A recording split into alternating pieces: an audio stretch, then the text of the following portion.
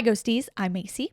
And I'm Natalie. This is Petey. And this is Piper. We're giving it a shot. We'll see if Piper can be calm enough to be a part of the show. If you've noticed, I'm already holding her back. But this is a long one today, so we'll go ahead and get started. It's a listener story day.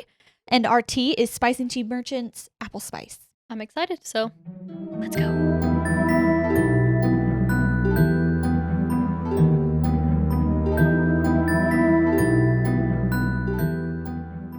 I forgot about that one. That one was like hiding in the depths of my tea collection.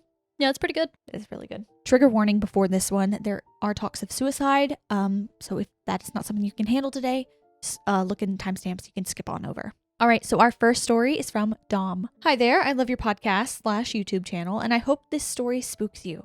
Happy October. So this was sent in October. We're still in October. P.S. I will be changing some names in the story to protect the privacy of others involved. Just a couple years ago, in October of 2021, I was with my friend at the time. We'll call her Emma. We were saying that since it was spooky season, we should do something fun that fit the vibe of the season. We started talking about Ouija boards and how I had never used one. I grew up with a very superstitious Catholic mother who, oddly enough, loved paranormal shows and movies, who on multiple occasions would tell me to never use a Ouija board because they were a, quote, gateway to hell. Oh, wow. I mean, yeah. Maybe. Do I know this was a dumb idea to use one anyway? Duh. But it was one of those things that when someone tells you not to touch something, it makes you want to do it 10 times more. And so we did. Emma told me her dad had made her a Ouija board not too long before he passed away. Creepy, I know. She said they used a shot glass as the planchette, and that seemed to always work for them. Emma never really talked to me about her dad, and honestly, I never asked. All right. They may have to leave. This is why. So, brief intermission. Petey may have to go because... Hold on. All right. Emma never really talked to me about her dad, and honestly, I never asked what happened or how he died just because that's really personal, and I figured it would be best to let her bring it up if she ever felt like she needed to talk about it. But again, because of this, I had quite literally no knowledge regarding her late father. I didn't even know his name. We started by asking the typical, is anybody here with us? And for a couple minutes, nothing really happened. Then, slowly but suddenly, the shot glass began to move to, yes, someone was indeed here with us. We asked what their name was, and it spelled out the name of my childhood best friend. My stomach dropped. A year prior, my best friend since I was like 8 years old had tragically passed from cancer.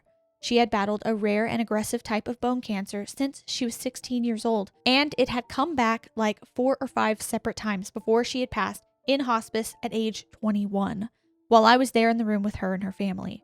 We were extremely close growing up, and I spent more time hanging out with her in her childhood bedroom than I did in my own house.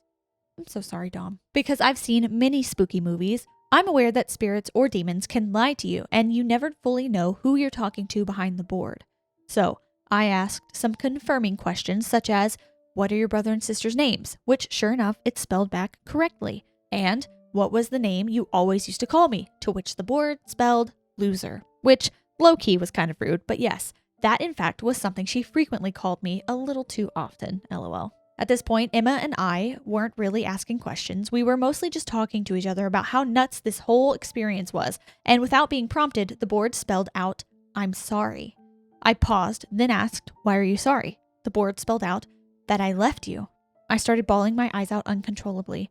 I don't know if that was 100% my best friend or a ghost playing tricks on me, but the absolute wave of emotion that went through me hearing that just sent me. I miss her so much, and I feel like any kind of sign from a loved one you get from the spirit realm is always just so comforting, even though this was a bit eerie. Although we did used to joke that if one of us died before the other, that we would talk to the other with a Ouija board. I guess I just didn't expect that to actually be the case.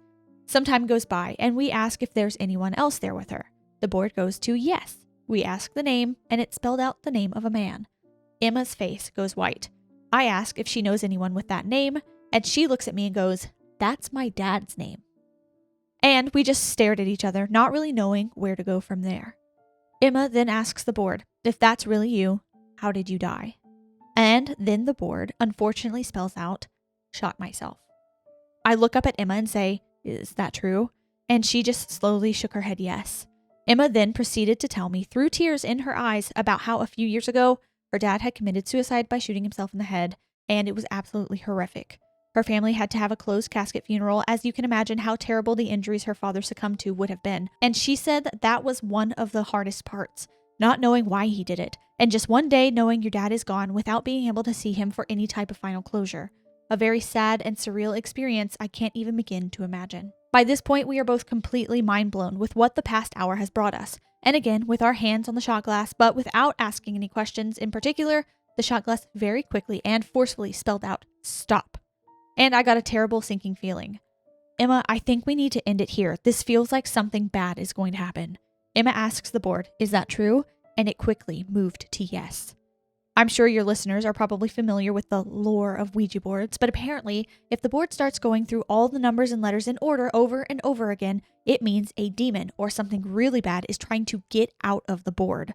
Well, next thing you know, that exact scenario starts happening, and I start freaking out, and we move the shot glass to goodbye, and that was the end of it. Fast forward a couple years, and my mom finds a Polaroid of me with the Ouija board because I thought it was a cute spooky season pic.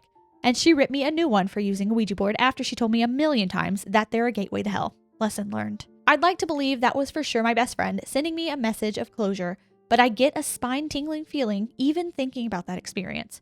I don't know if you guys have ever watched Talk to Me. If not, 10 out of 10 would recommend. It's a really good spooky movie, but I think that movie scares me because it shows that you have no idea what's on the other side or what its intentions are. That could have been my best friend, but it also could have been something using an emotional wound to manipulate me, and I don't want to know which is which. It's safe to say I'll never use one again, but I hope my spooky experience gave you and your listeners some chills. Happy spooky season, Dom. Whoa. Very Started heavy. Really heavy today. Yeah. But I will say I would like to believe that it was the friend and the dad. I agree. I would like to believe it, but I think I would be just like Dom and not know. Yeah, just like you never know because there's entities out there that are so manipulative. That's true, but then it said like stop, so maybe that was them like saying like, hey, something's going on here. Yeah, like hey, we're not going to be communicating anymore. Something's shifting. I don't know how all that stuff works, but yeah.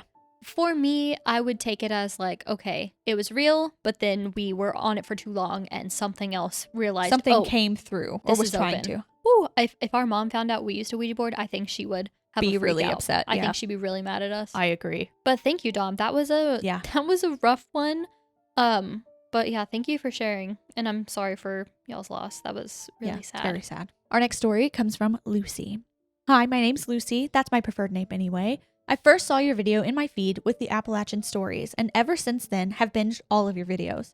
Much love and looking forward to more episodes. Anyway, here's some of my supernatural experiences. This happened back when I was 8 or 9 years old. I'm 23 now, so some of the info has been lost to time and maybe one too many vodka shots. I came from a small island in the Philippines and from a small village that has my extended family and close family friends living relatively close by.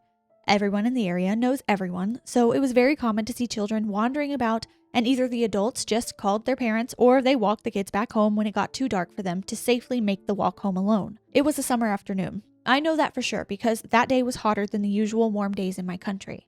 I remember I had this sudden and strong urge to visit my other family members, my great uncle and his kids, but to do so, I needed to walk 10 to 15 minutes following a footpath that cuts through some wooded area that was yet to be developed into a farmland or coconut plantation. I was maybe halfway and just about to enter the woods when I saw my great aunt walking the same way, just a few paces ahead, and was acting normal as far as I'm aware. Anyway, I figured she was just going to visit great uncle too, something she does on an almost daily basis, so it wasn't out of the blue that I would see her in that area. I thought I might as well try to catch up so we can go together. After all, we're going to the same place and there's safety in numbers, and at least I get to talk to her while walking. The walk was normal at first. I tried to catch up with her as fast as my tiny kid legs could muster, but I wasn't able to. I called out to her, but she either didn't hear me or deliberately didn't acknowledge me, which makes sense since we were people of the superstitious type. If you think you heard your name being called out in the woods, you didn't unless you actually see the person. Further ahead, I saw she turned away from the path to the brush. I was confused, but with my still developing and trusting brain, I would have followed her too if it weren't for my great uncle, coming from the opposite direction, asking what I was doing or thinking of doing. I explained to him that me and my great aunt were just going to their house, but she needed to go somewhere and I was just going with her. Confused, he asked me if I was sure that it was her, to which I told him in great detail everything my kid brain thought was important, things like what she was wearing and her demeanor and so on. My great uncle told me my great aunt has been in their place since that morning, and that what I was following was in fact not her. He then told me to go with him back to my house as he had something to talk about with my grandpa, and that he would just take me back to his place after they're finished. When we were walking to their place, he told me he saw her too, and when they met eyes from the opposite direction, that version of my great aunt frowned and turned the other way into the brush, and that was when he saw me prancing behind her. He had the gut feeling to make sure I didn't follow after my great aunt further, as it would have ended badly for me. I was lucky that my great uncle was there. Truth be told, with how many near deaths I've experienced in my life, I'm surprised I'm still around and kicking. I'm no longer on the islands and moved to Canada a long while ago. Now there's more, but do you want to chat about this first? Well, okay, sorry, I got really scared. It's a spooky one. I got really scared. The frowning, like noticing you're caught. Yes, that's exactly what I thought. Like they were upset.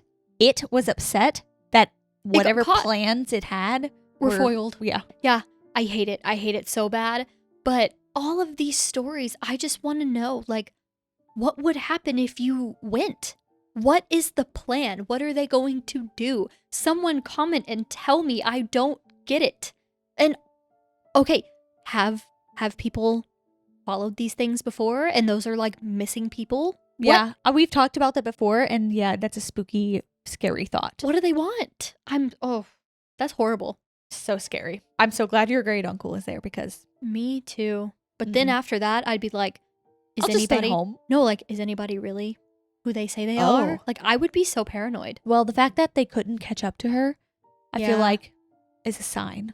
Yeah, that that's something you can look for. Yeah, like if they're trying to avoid you and just lead you. Yeah. Okay, good point. My brother and I recently purchased a townhouse together. I knew for sure that my new house was old and had some energy lingering in it. I looked up my house, the area where it's built, and the history of how many have claimed my particular townhouse as their home. Just to preface everything, I'm more into the occult and believe that spirits exist and linger around us. I also do tarot reading, something my best friend taught me and something we do for fun and not take too seriously, obviously. Anyway, my brother was the one who did most of the talking, seeing the house for the first time, walking through and checking, etc. He only sent me the paperwork and information relating to our soon-to-be property. The first time I stepped foot into the house was when my brother had the keys and the paperwork signed, sealed, and delivered. Right away, I got the feeling of uneasiness, but I pushed forward and just chalked it up to my anxiety being in a new, unfamiliar place. Very soon, we were slowly moving our things. I was the last to move as I was living elsewhere and was waiting till my lease was up.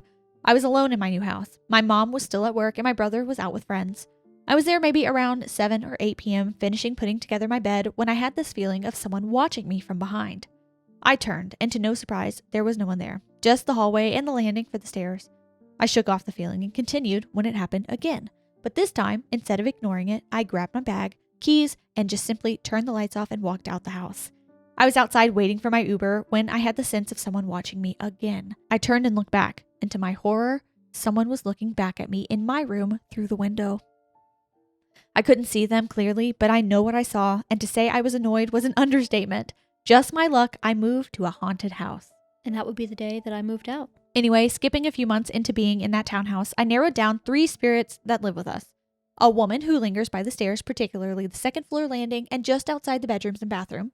A little boy who peeks behind almost every corner and at your own peripheral. And lastly, a man who rarely makes a presence in my house. But when he does, you know it's him. I'm fully moved into my new place at this point. It was late at night when I decided I wanted to do a simple past, present, and future tarot reading. It was a full moon at the time, which is something that's supposed to be a good time for reading. I was asking the tarot spirit guide simple and the regular questions when I heard a tapping on my window. It was loud and clear as day, a tapping. On the second floor, correct? Something like when you knock on a glass door with your fingers and nails kind of tapping. I stopped and looked over and just saw nothing. To be fair, I don't know what I was expecting to see. I was on the second floor for Pete's sake. I was spooked and quickly did a yes-no reading and asked these questions. Is it one of the 3 house spirits? The answer was no. Is it a safe spirit? The answer was no. Should I stop and do a prayer and a cleanse? The answer was yes. Yep. I normally don't take the tarot seriously, but after the knocking, I quickly put my tarot cards away, lit an incense, and prayed, hoping that it was enough to ward off the tapping spirit. Thank you for reading. Well, Yeah. I hate that. I hate the second floor window. It's such a like horror movie feeling. Like that's like one of the tropes in our pod is like the second floor thing we hate. And like peeking around the windows or the tapping or something being there. It's since that first one. I don't even remember the episode. It wasn't a listener story. It was like a story I found online. It was like maybe October of last year. I don't know. It might have been the Halloween episode. I don't remember, but all I know is I see that picture in my mind of the thing coming down. Yeah, I think about that sometimes. You know what? You're ruining everything for me. I know. You're ruining everything because it is my dream in the next few years to be able to buy a house. And I'm like, I want a 2-story house. I've never had it. Like, I've never lived in a 2-story house. When I was younger, that was it feels fancy. That was the sign of wealth. When I was young, I was like, you have a 2-story house. You're tell me more. You're rich. And so I want a 2-story house, but now I'm scared because it feels safe. You're up there. Nobody can see you in the top. Nobody on Earth, at least. Nobody on this plane. This plane. That's so creepy. I'm glad that you stopped and prayed and like cleansed and did whatever you needed to do, because that's like a hey, let me in kind of thing. You know what I mean? Yes. Yeah. Yuck. Our next story comes from Claire. Hey girlies, my name is Claire and I'm a huge fan of the podcast. Me and my mom always listen while we eat. I've been thinking about sending in some experiences I've had that can't be explained, so here I am. Sorry in advance for how long this email is going to be. I've never believed in ghosts or anything like that, and to be honest, I still don't. That being said, there are some things that have happened to me and my cousins that just can't be explained. Most of these things took place in my grandparents' house. It's very old, and while I don't believe in ghosts, I do get a weird feeling when I'm there alone, especially upstairs where these stories take place. Story 1. A good few years ago, 3 of my cousins and I were messing around in a spare bedroom in my grandparents' house. 3 of us were sitting on the bed while one of my cousins was trying to scare us. It was silly and we were hiding under the blanket laughing. Suddenly, I heard this rattling noise, like something shaking vigorously. We stopped laughing and the noise stopped abruptly, and the cousin that was trying to scare us screamed and ran out of the room, the other 2 following her. I sat up and asked what was happening and noticed that the wardrobe at the end of the bed was open, one of the doors swinging. My cousin recounted what she saw. She said she heard the rattling. It was coming from the wardrobe and said the doors flew open with force, so much so that one of them had bounced back and shut again. We have no idea how this happened. My skeptic mind put it down to my cousin stomping around the room trying to scare us, but when we tried to replicate it, the wardrobe didn't move or even make a sound at all. Can't have a wardrobe if you don't want ghosts. When I think of a wardrobe, honestly, I think of The Conjuring. I know. Or The Lion, the Witch, and the Wardrobe. That's what I would like. That's a much nicer version. That's what I would like to think of, but we can't talk about the Conjuring thing because I am home alone and I will throw up. So, okay, moving on. But yes, that goes without saying. That is the first image in my mind. So thank you. Yes. Story number 2. This story also takes place in my grandparents' house at a family gathering. My cousins and I were in a different spare bedroom, but there were a lot more of us this time. Around 6 or 7 of us were sitting in the room talking when we heard a loud rhythmic banging, like someone stomping up the hall or banging fists against a wall. We went quiet and just listened. I got up to see where it was coming from, and when I got to the corner of the room, I felt the floor vibrating, like someone was standing right there, slamming their foot into the ground. It stopped suddenly, and so did the vibrations. We all decided we wanted to find out where the sound was coming from, so we started banging and knocking on random parts of the wall, floor, and furniture. When I stomped my foot as hard as I could into the ground, the sound it made was tiny compared to this banging we heard, so it was either something else or something much more forceful. All except one of my cousins got on the bed, no legs dangling off the edge because we were starting to get freaked out, watching our cousin knock on other surfaces. She walked up to a cupboard that is built into the wall in the corner and knocked. I can't even describe the fear in her eyes when she spun around and screamed. She ran over and hopped on the bed with us. When we asked her what happened, she looked terrified and confused. She said, "You didn't hear that?" When she realized none of us did, she explained that when she knocked on the door, she heard a woman's voice say, "Hello," in a cheery tone. She said she had heard it so clearly that she thought it had to be one of our aunts or our granny playing a prank on us. Our granny is always finding ways to scare us. When we were younger, we used to play a game where she would hide and jump out at us in the halls of her house. So we walked down the hallway to try and find her. We went the whole way downstairs, expecting her to pop out of one of the rooms on the way, but we found her in the kitchen with our aunts and uncle. We asked if any of them were pranking us, and they said no. My mom said it reminded her of when her and her siblings would be up late and Granny would pick up a broom and hit the ceiling downstairs with the end of it in the room underneath the bedroom to remind them to go to sleep. But no one had done that. No one was pranking us. We even asked if someone heard the knocking and said hello in response, but still no. They said they hadn't heard anything at all. No banging, no knocking, no voice, nothing. I still don't understand what happened that day. That was so much scarier than I thought. Actually, no. What's scarier to you? Someone saying hello or hearing someone knock back in the cupboard? Knock back. Okay, because I think because that's where I thought you were going, and I was like getting ready to puke. Either way, scared. Oh, yes. But yes. I like that it was cheery, that it was just like, knock, knock, oh, hello. I don't know. I don't know. In my mind, I heard like Snow White's voice. The way you just said that, yeah. I don't know. I don't know about all that. Bonus story, not paranormal, just scary. This story is my cousin's. She is big into running and often goes for a lap of the woods in our area. It's a very quiet woods since we live in the countryside, so you could walk every trail and not meet anyone there. Our parents have always been weird about us going in the woods alone, but never really told us why, even as late teenagers. I later heard that there had been goat skin found draped on tree branches, like how old parchment paper was made, with piles of rocks underneath. This freaked me out because it reminded me of the Blair Witch Project. However, as we got older and able to take care of ourselves, they started letting us go. Anyway, my cousin was on a run in the woods one evening. She was almost done with her run, and it was just starting to get dark. The moon was above the trees, but it was still bright enough for her to see clearly. A fog started to roll in, and through her headphones, she heard music. Not the music she was playing, it was a tin whistle. She looked around and saw a figure on the path. It was a man with his hood up. He was walking slowly in the middle of the track, playing the tin whistle. She turned around and ran the other way before he noticed she was there. We later found out it was a man that lives in our area out for a walk, but I can't imagine how eerie that would be to see on a foggy, late-night run in those woods. Thanks so much for everything you do. Your podcast is by far my favorite out there. Keep it up. Sending love from Ireland. Also, you should do an episode on Irish folklore if you haven't already. It's really interesting. First of all, would love to. Yes. Ireland is where I want to move, but I can't afford to bring everybody there. If I could afford to move... Ireland's on my top. Yeah. If I could afford to move like 20 people over to Ireland, we'd be there. I'd be there tomorrow. So yeah, we've talked about this at great length. So Macy's looked into it. Currently still looking into it. That's how far we've gone. I just got my passport, so who knows? Anyways, I'm so glad that last story had an okay ending. It was just a neighbor playing his tin whistle out for a walk. You know, like he's just a dude just trying to enjoy life, just living.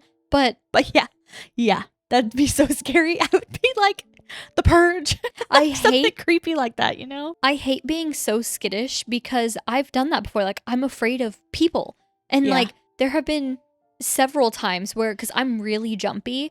Where I'll turn a corner and somebody else is turning a corner and I end up going like and like having a freak out and they go, oh, sorry. And I'm like, no, you're good. And I get embarrassed. I do that constantly. So having a run-in with someone and getting scared. They didn't see her. So she was able to run away without being seen. Yeah. Spooky. Thanks for sharing your stories though. Our next story comes from Kinga, I think is how you pronounce it. Hi, I have a spooky story for you. I love your content. It keeps me on my toes and gives me that good spooky feeling. This happened about 2 years ago in autumn. I was taking my dog for a walk. Me and my family live near a big field, and I was walking there when suddenly I heard something behind us. So I quickly looked behind, and there was a dark shadow of a man standing there. I guess my brain didn't get it at first, but when I looked back seconds later, it was gone. It couldn't have run away that fast because there was nothing near us, just a forest a mile away. I still don't know what it was or if my mind played a game with me, but I walked home with my dog as fast as I could. I hope you put it in your next episode. If not, that's no problem. Regards, Kinga. Horrifying. Why are we doing the forest? Why? What's happening? I love the imagery of like seeing it and then turning around and then being like, wait a second, what did I just see with my own 2 eyes? The power of delusion. I'd be like, oh my gosh, I'm just so jumpy. It wasn't really there. And then go and swiftly with your dog all the way home. Like they did. Mm-hmm. Yeah, that's spooky. Our next one comes from Nim. Nim? Yes, we've had several stories from Nim before. It's Little Lemon Curd. Yeah. I love it. I love that name.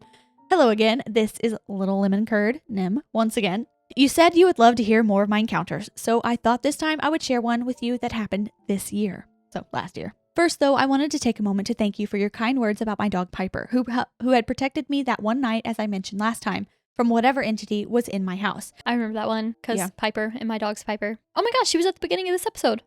So funny. So cute. She was the world's greatest dog, and I miss her every day with a deep ache in my heart. I want to get on a soapbox for a second, if that's okay, and let you and the listeners know that I adopted her while working as a kennel technician. She was 1.5 years old when she was found abandoned at the side of the road. For anyone listening to this, please consider adoption. Not only can you find the most beautiful, well-trained babies in shelters, but as a former certified dog trainer, I can attest to not only how smart they are, but that I truly believe that me taking her in after what she had gone through and showing her unconditional love again is most likely one of the reasons she was so willing to literally put herself between me and something terrifying. Oh no, we can't do this. Thank you for the soapbox, because that's such a good message to put out there. Yes. Oh God. Okay, on to the scary stuff. As I mentioned last time, I moved out of my haunted childhood home when I was around 27. I am now 35. Until this July, I had not encountered another scary entity since leaving my childhood home. Too much relief. However, in July, I finally got the chance to move back to my home state of Illinois after having lived in Texas for the last handful of years. My mother had also moved to Texas during that time, and my best friend Rowan was living with us. I have chronic health issues and disabilities, so Rowan and I were both living with my mom for financial stability. So it was the three of us all traveling back to Illinois. We decided to split the drive into 2 days, since it was so long. The first day, we drove 8 hours, and finally we stopped at a hotel to rest for the night. We were all exhausted and happy to get off the road, and didn't even care at that point that the hotel was a little gross, honestly. You just want to sleep at that point. My mom got one room, and Ro and I got a room that had 2 beds in it, which we were staying in with our mutual dog, Sadie, another adopted dog, and actually very similar to Piper, who was a blue heeler since Sadie is a red heeler. We had a quick dinner of takeout and then went right to bed, Ro sleeping in one bed with Sadie and me in the other. Here's where things got really bizarre. In the middle of the night, I suddenly jerked awake out of my sleep, not sure why. It didn't seem like anything had woken me really, but I suddenly just found myself awake and blinking my eyes to the dark. Once my eyes adjusted a little, I could see Sadie sitting up on Ro's bed, alert, but just staring at me, which was odd.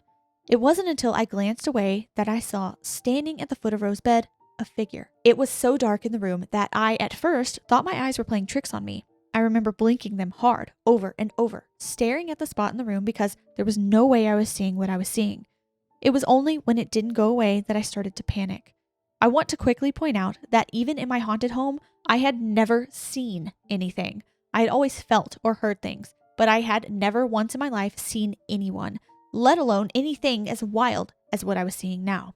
At the foot of her bed was someone standing there. From the odd shapes I could make out of their clothing, it looked as though they were wearing some sort of robe. Not like a bathrobe, but like long, bulky robes like a cultist might wear. They had their arms slightly forward with their palms facing outward towards Ro's bed, sort of like how you see saints depicted in a welcoming pose to their worshippers almost. But as if that weren't freaky enough, the creepiest thing of it all was the face. Or lack of a face. Unlike their dark, hard-to-see robes, which reflected very little ambient light, it almost looked as if there were a white burlap sack or something pulled very tightly over the face of the person. It's hard to describe since it was dark, but I could tell it was white because it was reflecting more light than anything else on them, and there were no facial features being seen. Just a smooth, white surface in a large, round, vague shape, as if someone pulled a pillowcase over someone's head and pulled it back tightly. I had been frozen for a moment because I genuinely did not believe what I was seeing. I finally managed to slowly grab my phone though, and suddenly flicked up the screen and turned it toward the room. It wasn't a lot of light because my screen adjusts based on how bright or dark the room is, and I didn't want to make myself vulnerable by taking the time to open my flashlight app. With the light on in the room though, it looked like no one was there. Sort of. I don't know how to explain this other than, you know how if you look at something very bright, it will burn the image into your vision for a little bit?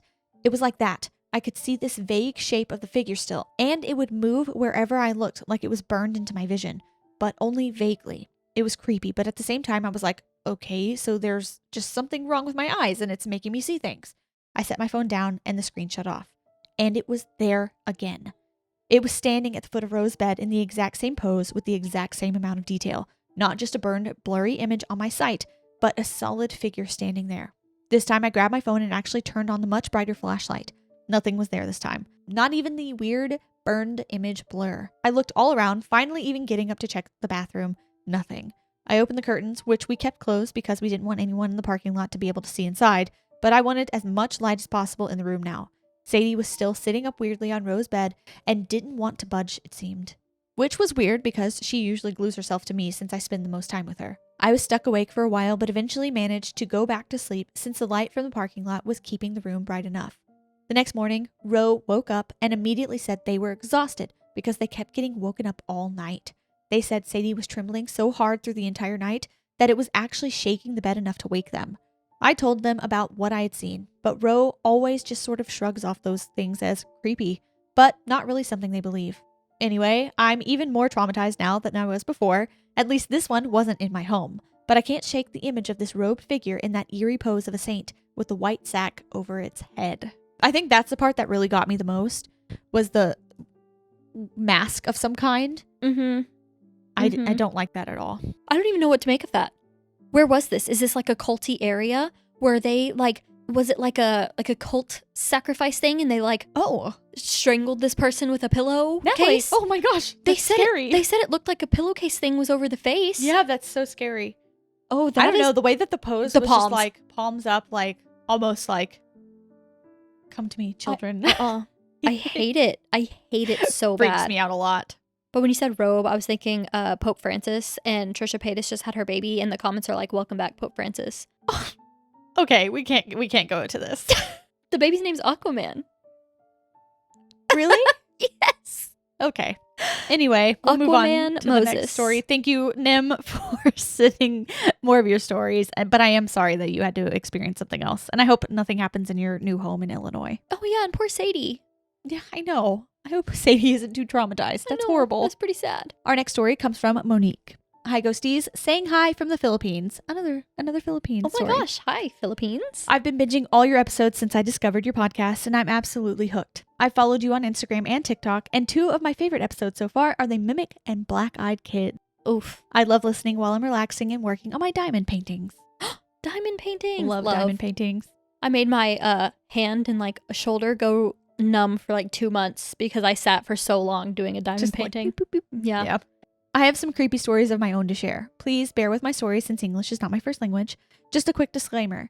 I don't have an open third eye, or at least not that I know of, but when I was 18 and in college, I had to get prescription glasses. Sometimes I wouldn't wear them when I wanted to concentrate, which often led to strange things happening in my peripheral vision. I'd usually brush it off as my eyes playing tricks on me. One particular incident still gives me chills. It was getting dark as I came home from school, and I noticed our front porch light wasn't on. As I opened the gate, I saw a little kid sitting on the ground, knees to chest, and his head resting on his arms. As I got closer, I realized the child was unnaturally pale and completely naked. Oh. Since I wasn't wearing my glasses, I tried to convince myself I was just seeing things. But the kid was sitting right by our front door. When I got nearer, it slowly lifted its head to look at me, and it had no face. Even more unnerving, its head seemed to follow me as I walked past, as if it were watching me, despite the blankness where its face should have been. I could tell by the way its head moved with each step I took. I went inside, turned on the porch light, and looked outside to where the kid had been sitting, but of course, there was no one there. That's just one of my creepy encounters. I have more stories I'd love to share with you, like strange happenings at my school, a duende visiting me when I was a kid, eerie experiences at our new house, and 2 old ladies who tried to take me in my sleep. Please elaborate on that one. Thank you both so much for the amazing content you put out. Your podcast is my little stress reliever, and it feels like I have 2 sisters sharing spooky stories with me. Looking forward to hearing more from you. Sincerely, Monique. Thank you. That last little bit was like, okay, I think I need more context on that one. Okay. In order of importance, you need to tell us about the ladies trying to take you. Were these real ladies or spooky ladies? And then the duende. Very interested to hear about that. Also, what are we doing? Why does nothing have a face in this episode? I don't know. That's weird. This is sick. It is weird. This is sick. Our next one is from Anonymous. Ooh. Hi, first I want to say I'm a fairly new listener and love y'all's content. I would also like to keep this anonymous. I want to start off with a little background info. I grew up in a very religious but also superstitious house. My Nana has always told me that the women in our family are sensitive to the supernatural and demonic spirits, which is odd because only the women in our family are superstitious. I also grew up with my Nana always telling me that what I watch invites that energy in. For example, if I'm watching a demonic scary story, I'm inviting that demonic energy into my house. I never believed her until this happened. No, I don't believe her. I can't for my own sanity. Because you watch a lot of those movies. I do. So no, I don't. Sorry, Nana. A lot of people have said that too. I know. I know. And so if you're watching this video, no, we're not inviting anything in. We are all about love and light. We love a good spook, a good scary story, but no, our intentions are always bright and good. So our videos are not bringing anything creepy. Not to me, at least. No. I don't know about y'all. This was about a year ago. I was in the height of my ghost haunting video obsession, and on this specific night, I watched one that was particularly sinister and kind of demonic. I remember turning the video off feeling irked and uncomfortable, but decided I was being dramatic and tried to just go to bed. I was half asleep when a feeling of dread and fear just washed over me. I suddenly felt like I wasn't alone. My first thought was to shine a flashlight around my room. When I turned over to grab my phone, there was a face right in front of me. Again, this was about a year ago, and I try to forget it. The face was grayish white with black eyes, but what I vividly remember and can't forget were the long, sharp teeth. As soon as I saw whatever it was, I believe it was a demon, I immediately flipped the covers over my head and said, "In the name of Jesus Christ, I demand you to leave. You have no power here and you are not welcome. Leave now." And it left. I also want to say, I don't watch supernatural horror movies. They've always freaked me out. I've told this story before and wasn't believed because what I say that I saw apparently looked like The Nun. I've never watched that movie. Needless to say, I slept with the light on for about a month after that. Horrible. Also, The Nun is such a horrible, scary image. I had a dream about like an entity following me, and when I turned around, it like had the face of the nun. The Nun, for me though, those movies flop. Were they? Flop. I don't remember. I think I might have watched the first one. Not good. The second one, I was watching it at home. I fell asleep during it. Sad. Flop. But also, I kind of think I look like the nun. I think I give that. I think I give very nun, very lizard, very turtle, but mostly nun. I don't know what to say to that. Okay. I don't think so, but I don't know. Whatever floats your boat. I feel like we kind of look similar, but I don't know. Okay. Well, Google it. Don't we kind of give like each other? No. No. I think we do. You think that is what you look like? No, but like just the yeah, I think I give that. No. Okay. I'm not happy about it, but whenever I first saw the commercials, I said, why does that kind of look like me? But also I have horrible like body dysmorphia, so I don't know what I look like for real. So, well, not like that. I'll tell you that. Okay. Our next story comes from Megan. Hi, I just wanted to say that I love you guys and the podcast. Thank you for sharing all these stories with us. I have a handful of family stories that I will tell in chronological order for ease. I'm sorry, it's a long one. I'm ready. Our first and spookiest story takes place in the 1960s. My great-granddad had a bad heart attack and all the extended family had traveled down to see him. That night, they all stayed in my great-grandfather's house. His two brothers were staying in the living room. Something to note about the house is there's a public footpath alongside the house. So when sitting in the living room, you can hear people walking along the path. So on this night, the brothers were up late chatting. At about 3 a.m., things started getting weird. First, they heard children laughing and running down the alley. Strange, but plausible, I suppose. Then everything hits the fan. Items start flying across the room. They can hear the laughter inside the room now. They can feel hands touching them and pulling at their clothes. One of them is sitting in a rocking chair. This brother swore this happened to the day he died, that the chair with him in it lifted into the air and started slowly spinning. I can't say how true this is, but my granddad says his uncles were very serious men and weren't the type to joke about this or even believe in it. Then, just as soon as it started, it all stopped and nothing else happened the rest of the night. They later found out my great-granddad had another minor heart attack at that time while in the hospital. What is the correlation between the heart attack and the intense surge of paranormal activity?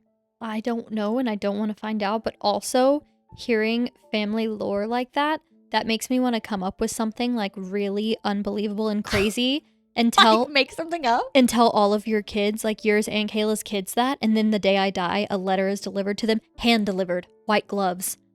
And then it's like, psych. Imagine. That's pretty funny. Imagine. That would be good. Oh my God.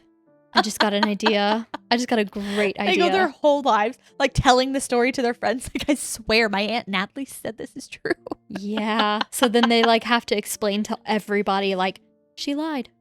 She was just a liar. He was just a big fat liar. Imagine the power. Okay.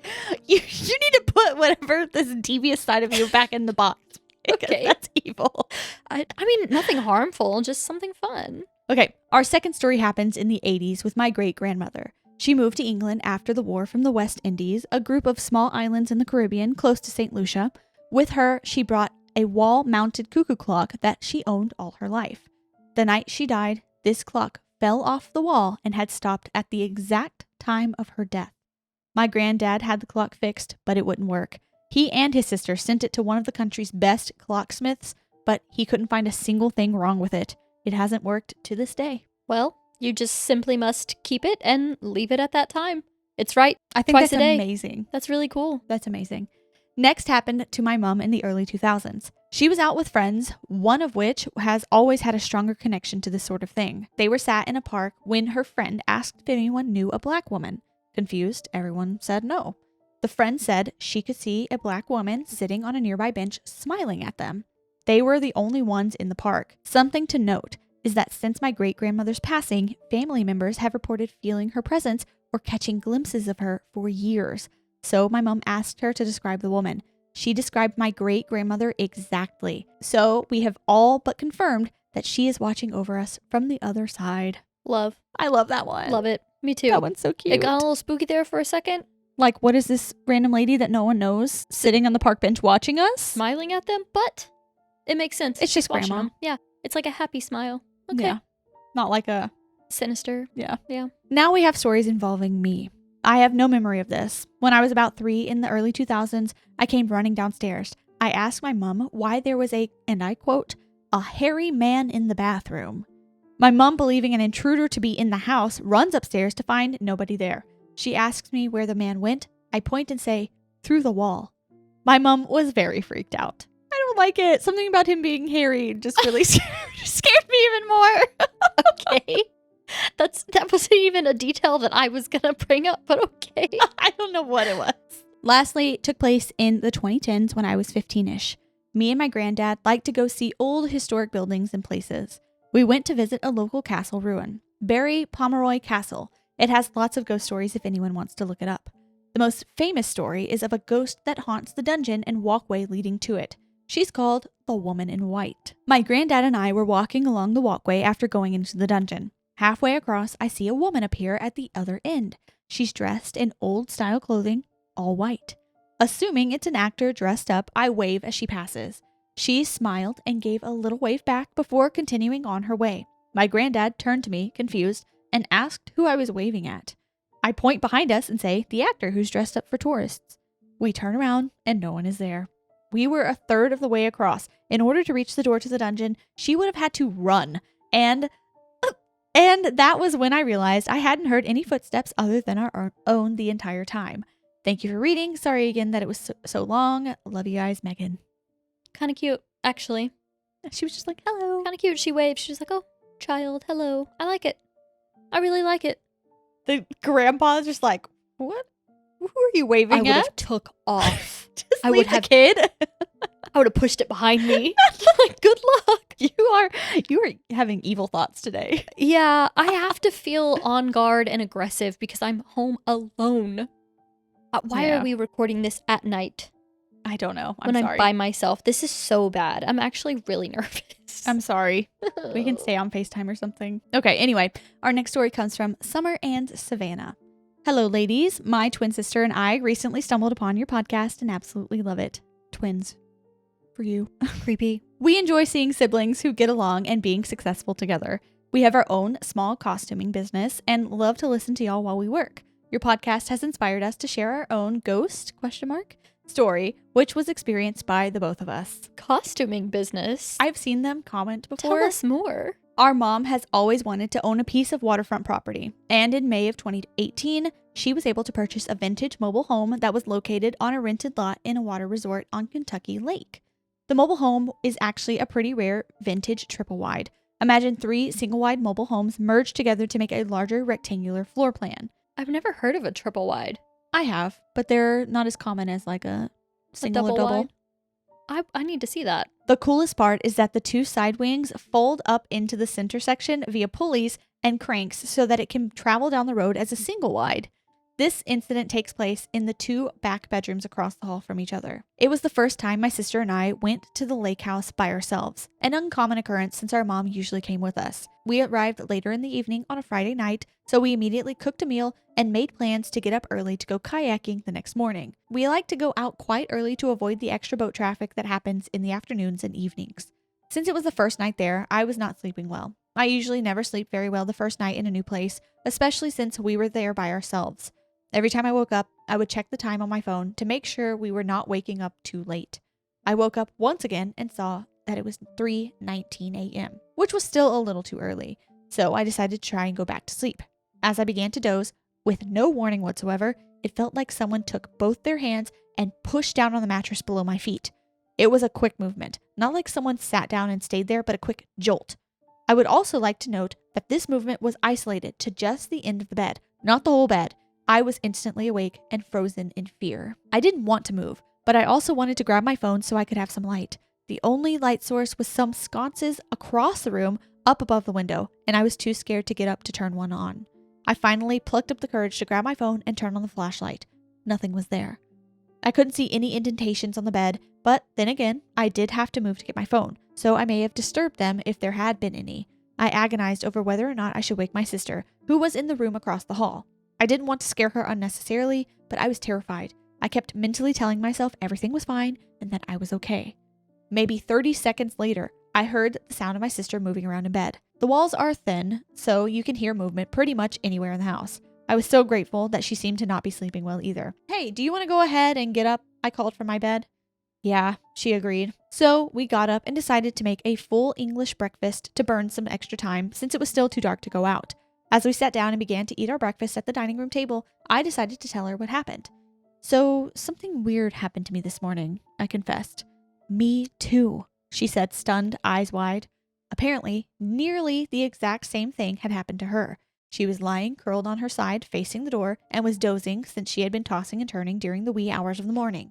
And again, with what felt like 2 hands pressing down quickly and violently, the mattress dipped down in one jarred movement right near her stomach. She shot up instantly into a sitting position, trying to process what the heck had just happened. The resort has a security light on the side of the house, so you can kind of see inside that room at night, even with the blinds drawn. There was nothing. The act of her sitting up was actually the movement I heard that let me know that she was awake, which means that what happened to us had occurred at 2 different times in succession. If it had been something like an earthquake or a strong wind, something that could physically shake a mobile home, it would have happened at the same time. And it certainly wouldn't have been isolated to specific areas of the mattress. We couldn't think of any logical explanations for what had happened and have very little knowledge of the history of the home. It is a 1969 model, and we know of only 2 previous owners. The first was an elderly lady in Texas who wanted to downsize to a smaller home. She then sold it to the owners before us, who moved it onto the resort to replace the mobile home that was there before it. However, it seems like whatever it was had a good reason to wake us. We ended up having a very unique experience out on the water. The fog was super thick that morning, and once we got about 50 feet away from the shore, we couldn't see anything around us. The water was so calm and quiet that it reflected the gray of the fog like the surface of a mirror, and it created the illusion that water and sky were one and the same. We looked like we were floating in a wide, empty, liminal space. As the fog cleared out, a fog bow formed off the edge of the shore. We weren't aware that such a thing even existed. It was an amazing experience. Since then, we have not had any other incidents in the trailer. Our mom has heard music a couple of times during the night, but the home was in a resort with lots of other people around, so we can't totally confirm that as a significant event. We think that whatever it was just wanted us to wake up in time to have that really cool experience. But you bet we slept in the same bed together for the rest of the trip. We got to enjoy the lake for 4 more years before the resort was sold. The new owners forced all the renters with mobile homes to remove them. We were never given an explanation why, but we assumed it was to make room for more RV rental lots. We have moved the trailer onto our family farm, and we are slowly working on restoring it, and eventually it will become our home. We actually have a few videos on YouTube of the moving process if you're curious. We also have some pictures of the lake that morning on our Instagram. I'd send them through email, but the pictures were on my old phone, and for the life of me, I can't figure out how to get them on my other devices from Instagram. We hope you enjoy our story and keep up the good work. Summer and Savannah. They live an interesting life, I agree. but like one that I would like to experience. Honestly, it sounds like they have a lot of fun. Yeah. And I was gonna say they better have slept in the same bed because I was like When they did. When they said like the first time that they didn't want to go wake their sister, I was thinking, okay, if Can't you don't relate. well, yes, first of all, but if you don't want to go wake her, I'm like crawling up to the edge of the bed, circling around and laying down like a dog. I would not have stayed in the so bed funny. by myself.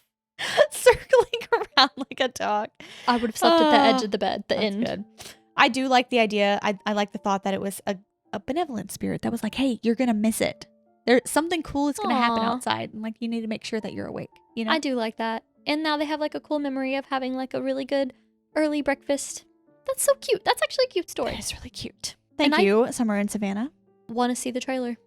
Okay. I do want to see it. YouTube video. Okay, and they did send a link to their YouTube if y'all want to see the trailer because I really do.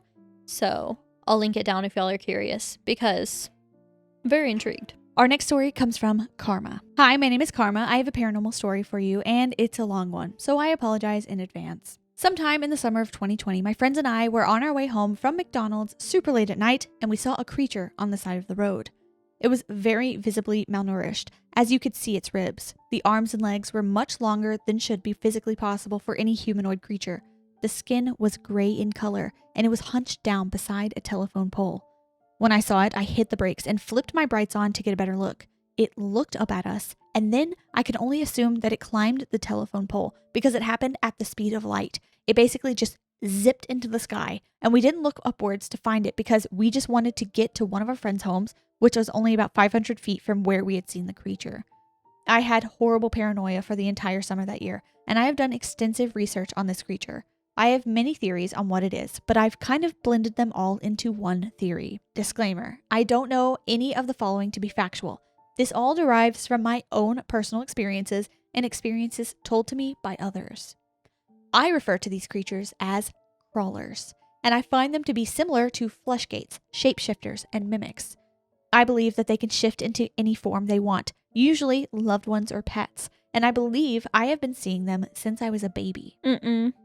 I already hate it. This story really freaked me out. I already hate it. I remember being in my crib and having an off feeling sometimes about my family members looking at me because there would be no facial expression, just a blank stare. I may have been a baby at the time, but I still knew that's not how my family usually looks at me.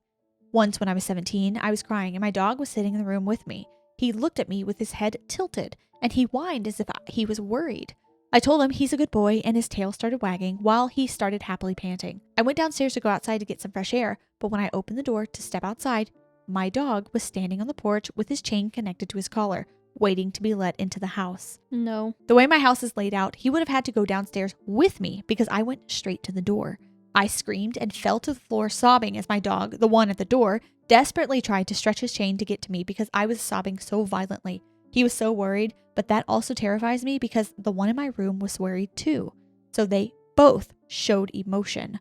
My dad came running and he let my dog inside. So either way, the creature is in my house. Oh my God. I talked to some people in town about my experience and was told 2 stories about a creature identical descriptions to what I saw on the side of the road.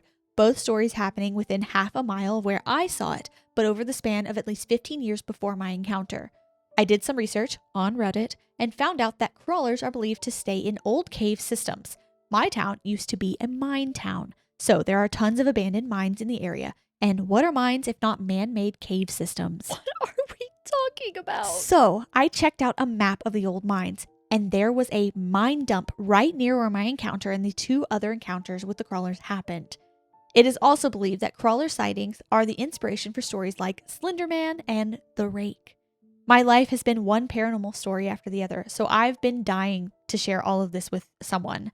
Also, if you'd like to check out the subreddit for crawlers, it's r/crawler sightings. They have some drawings of what crawlers are believed to look like, and I have to say, it's very accurate to what I saw. There's also a book I've been reading about crawlers called Crawlers, A Conclusive Casebook by Nathaniel Brislin. I definitely recommend it if you're interested in this topic. Oh, and I just wanted to add, I live like 30 minutes away from Haunted Alton, lol. I don't know if that has anything to do with my experiences, but I just watched your episode about Alton, Illinois, so I thought I would let you know that I visit there quite often, and I have heard so many stories about that town. And then they sent in another email. Sorry to add so much later, but this one is more wholesome, I believe. Please, I need it. When I was a baby, my mom had a scary experience with me. She was downstairs using the computer while I was upstairs in my crib. No one else was home, as my dad was at work and my sister was at school. There was a toy piano sitting on the floor next to my mom. It started playing on its own, so she took that as a sign to go check on me. My crib had the inner padded lining, almost like a bumper, so I wouldn't hit my head on the bars of the crib. When my mom came into my room, I was still asleep. Looking closer, she noticed that I was rolled onto my side with my face pushed into the inner padding of the crib. When she rolled me onto my back, my face was tomato red and I took a deep breath. I was suffocating in that padding, and we believe that something, or someone, used that toy piano to signal my mom to check on me. Oh my God.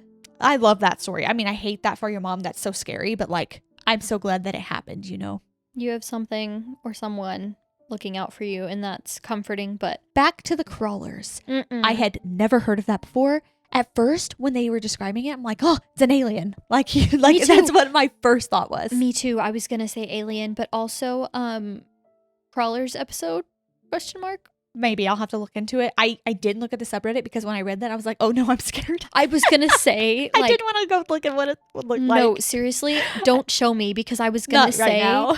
I was gonna say I'll insert a picture, but I'm gonna be alone for the whole night editing this video.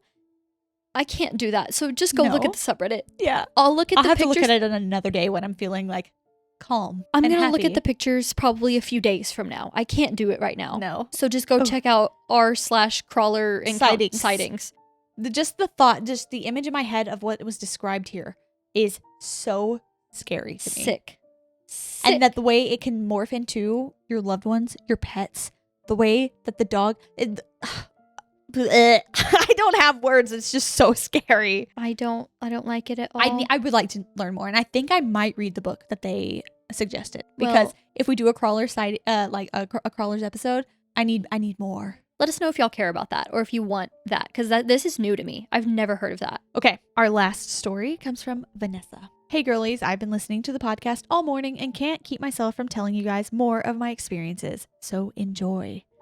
Some dark family history. My Nana's father, so my great-grandfather, I've never met him, from what I've been told, wasn't a very nice man. My Aunt Karen likes to use the word evil. Apparently, he treated his wives terribly and wasn't easy to get along with. But besides that, apparently our family had ties with powwow practices.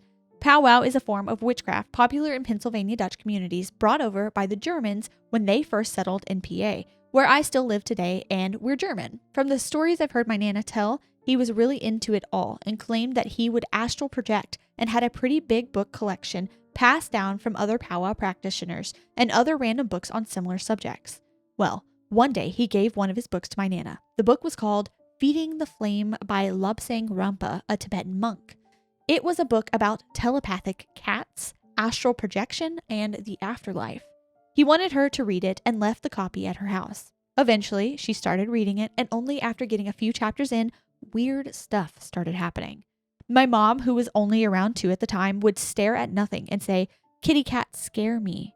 And her older brother, my Uncle Chris, started having nightmares and waking my Nana up in the middle of the night saying that there were people flying around on the roof. But the real kicker is that one night before bed, my Nana looked out her window. She lived on Water Street right next to the river, and she saw 3 floating balls of light hovering over the water. She looked at them for a few minutes until they disappeared and went to bed. Then, in the middle of the night, she woke up having to use the bathroom, and when she went in and turned the light on, the mirror stayed completely black. What? I've That never just made heard me that. sick. She is very religious and says she knew in her soul that all of this was happening because of the book. So she gave the book back to her dad and prayed to Jesus for forgiveness for even reading it. The book can be found with a simple Google search for anyone brave enough. And I am not. That's not me. So if you are brave enough, Google that, because we're getting into some scary stuff that I don't want to Google and insert in these episodes. Yeah. Okay. People flying around on the roof, that's about astral projection. Yes. Are these like astral projectors? Are these people? Like, are they actual people coming around the maybe. home? Oh. Or is it something else? something to do with the practice of Oh no, I don't know. And I don't want to know. And then kitty cats scare me. Telepathic cats. What does that even mean? I need more on that one, honestly. What does that even mean? I don't know. Like evil telepathic cats? I hope not. That's horrible. I don't like it at all. You looked at Merv. I did. It's not him. This story is in 2 parts. First night. This took place at the house I grew up in with my mom and sister. It was a separate apartment built onto my grandparents' house. What connected them was a breezeway, essentially a room with a door to our house, a door to my nana's, a door to the backyard, and a door to the front yard. Well, I was a teenager, and since our house was a 1-bedroom, we converted the breezeway into my room. One night, I was out there, laying in my bed on my back with my knees up, drifting off to sleep, when suddenly, someone or something full force smacked the blanket down in between my legs. I immediately shot up to the top of the bed against the headboard and was trying frantically to see in the dark, and then jumped up and turned the lights on, and nothing was there. I went and slept with my mom for the night. As you should. Part 2, the very next night. I was understandably nervous about sleeping in my room, so I decided that I was going to leave my door open and turn on this dim side table lamp in the living room. But when I went to turn the lamp on, it was burned out. And I remember giving myself a pep talk, saying things like, "You'll be fine. It was a weird one-time thing. There is absolutely no way it would happen again." And I convinced myself it would be fine and I would just leave my door open. Well, this night I was laying on my side with my arm up on the pillow in front of my face, and I had a long sleeve shirt on.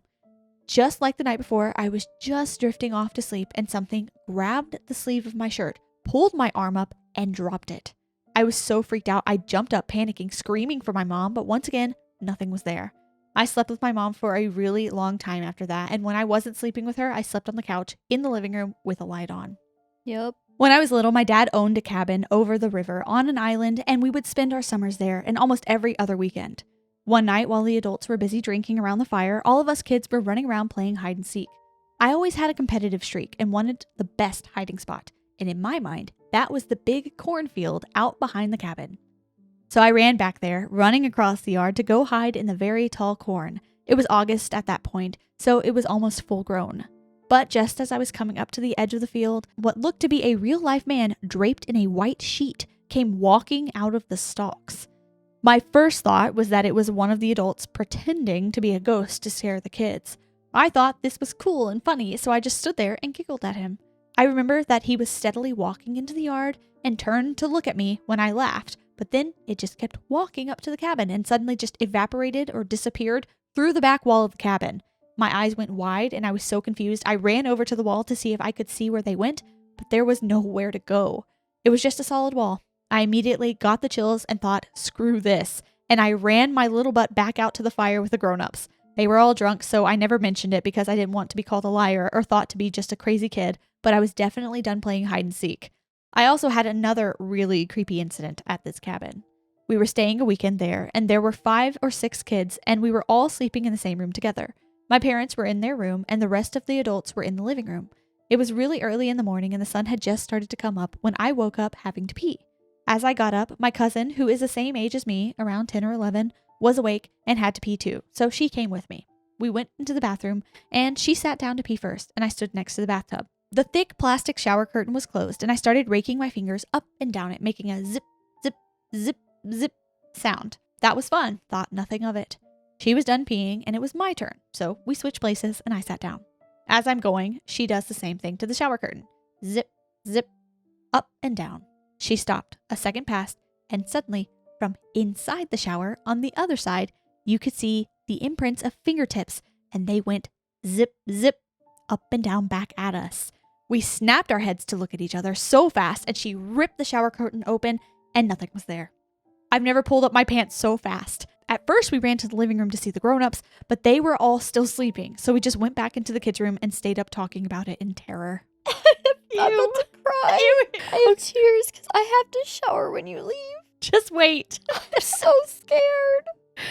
And lastly, I'll finish off with this. Once upon a time, I had a ghost cat. I was 17 and my dad just bought a new house. I went to live with him and my sister stayed with my mom. It was just my dad and I, no pets or anything like that. Since we just moved in, my bed was an air mattress on the floor. One night, I was sound asleep when something that felt like a cat started walking around on my air mattress, and it was literally jolting me around with every step. The first time when I woke up, I was experiencing paralysis and couldn't move. I was scared and started praying for it to go away, and suddenly I could move again, and when I got up, nothing was there. Like I said, we had no pets, and I slept with my door closed. At this point, I chalked it up to just being sleep paralysis, not a real ghost. But over the next few months, every now and again, I would feel it walking on my bed in the middle of the night, to the point where it didn't even freak me out anymore. I was just annoyed that it kept waking me up, so I would kick my feet around and yell at it to leave me alone. Another few weeks passed, and now I had finally gotten a real bed up off the floor. This time, when it showed up, I was already awake, and it was morning. It was between 8:30 and 9 a.m. The sun was streaming brightly through my window, and I had just woken up, so I was still just laying in bed when I literally felt the energy in the room change. I don't know how to describe it, but I immediately knew that something was about to happen, and sure enough, I felt it jump up on the end of my bed and start walking around. I immediately thought, I have to try to see this thing, and almost at the same time I had that thought, I had another. There's no way I'm going to see anything. So I let it walk around, and it came up behind me as I was laying on my side. I let it walk the whole way up to my pillow until it was at the top of my head. I ever so slightly opened my eyes and turned my head to look, and from the way it walked up, I figured it would be facing me. I still didn't believe I would see it at all, but to my utter surprise, what I was looking at was the hind legs and tail of what looked to be a solid, real-life black cat. I shot up in my bed, still looking at it with my heart in my throat, and it disappeared in a matter of a second. I was so confused, excited, freaked out. Every emotion went through me. Well, my dad is a huge skeptic, so I never mentioned it to him until this happened, and I told him essentially, we have a freaking ghost cat in our house. To which he rolled his eyes and said, yeah, okay, Vanessa, cool story. Well, fast forward another little bit of time, and his new girlfriend, Carol, started spending the night. And when she was in my dad's bed one morning, when he wasn't home, she had what she thought was her cat from her house in the bed with her. And when she sleepily reached out to pet it, it was gone. And she looked around and realized that she wasn't at her house, so no cat should have been there. She brushed it off, but later told my dad, it was so weird. I could have sworn there was a cat in your bed this morning. He started laughing and said, oh yeah, you should tell Vanessa about it. She says she sees a ghost cat all the time. So she comes to tell me about it, and all I can tell my dad is, I freaking told you. I knew it was real. There's a ghost cat in this house. I have many more, but I think this is enough for now. Thanks for reading. Much love, Vanessa. Love. I love a good where ending. we're ending this. A good ending. Oh, okay. First of all, I want to mention the cornfield, because as soon as Vanessa said I was going to hide in the cornfield, every alert went up in my body, and I was like, not the corn! Why would you do... There is, you know, Crime Junkie does life rules. Yeah, that should be one. Ghosty rule. No cornfields. Ever. Just in general. No. Love corn, not the fields. I love corn. Keep the fields away. Thank you to everyone who shared their story with us today. And if you have a story that you would like to send in, you can email it to us at ghostiespod@gmail.com. It's written in the description down below if you need to see it written out. Like this video if you liked it, share it with your friends if you feel compelled to do so, and subscribe for more. We've got an exciting topic coming on Monday.